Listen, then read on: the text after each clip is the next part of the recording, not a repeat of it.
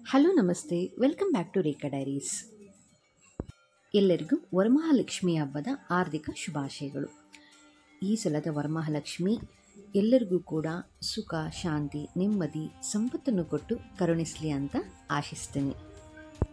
ನಾಳೆ ಆಗಸ್ಟ್ 8, 2025 ವರಮಹಾಲಕ್ಷ್ಮಿ ಹಬ್ಬವನ್ನು ಎಲ್ಲರೂ ಕೂಡ ತುಂಬಾ ಚೆನ್ನಾಗಿ ಆಚರಿಸ್ತಾ ಇದ್ದೀರಾ.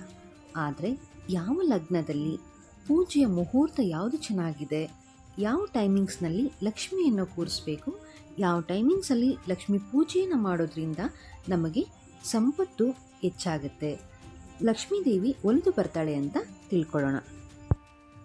ನಾಳೆ ಲಕ್ಷ್ಮೀ ವ್ರತ ಮಾಡೋದಕ್ಕೆ, ಲಕ್ಷ್ಮೀ ದೇವಿಯನ್ನು ಒಲಿಸ್ಕೊಳ್ಳೋಕ್ಕೆ 3 ಪ್ರಶಸ್ತವಾದ ಪೂಜಾ ಮುಹೂರ್ತಗಳಿದೆ.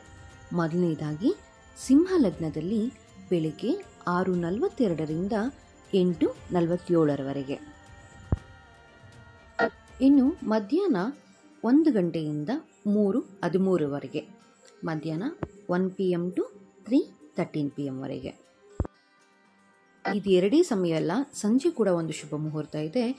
ಅದು ಕುಂಭಲಗ್ನದಲ್ಲಿ ಸಂಜೆ 7:11ರಿಂದ 8:50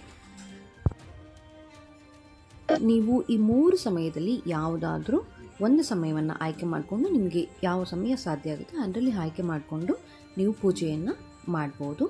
ವರಮಹಾಲಕ್ಷ್ಮಿ ಹಬ್ಬಕ್ಕೆ ಮುಖ್ಯವಾಗಿ ಒಳ್ಳೆ ಪೂಜಾ ಮುಹೂರ್ತವನ್ನು ನೀವು ಚೂಸ್ ಮಾಡ್ಕೊಳ್ಳಿ. ಇನ್ನು ವರಮಹಾಲಕ್ಷ್ಮಿಗೆ ಯಾವ ಬಣ್ಣದ ಸೀರೆಯನ್ನು ಉಡಿಸೋದು ಶ್ರೇಷ್ಠ ಅಂತ ನೋಡೋದಾದರೆ, ಹಸಿರು, ಕೆಂಪು, ನೀಲಿ ಮತ್ತು ಕೇಸರಿ, green, red, blue and orange, ಈ 4ರಲ್ಲಿ ಯಾವ ಬಣ್ಣದ ಸೀರೆ ಆದರೂ ನೀವು ಉಡಿಸ್ಬೋದು. ಅಥವಾ ಈ 4 ಇಲ್ಲ ಅಂದರೆ ನೀವು ಬೇರೆ ಕಲರ್ ಸೀರೆ ಆಲ್ರೆಡಿ ತೊಗೊಂಡಿದ್ರೆ ಅದನ್ನು ಕೂಡ ಇಡ್ಬೋದು ದೇವರಿಗೆ. ಆದರೆ ಈ 4 ಬಣ್ಣದ ಕಲರ್ಗಳು ತುಂಬ ಶ್ರೇಷ್ಠ ಅಂತ ಹೇಳಲಾಗುತ್ತೆ.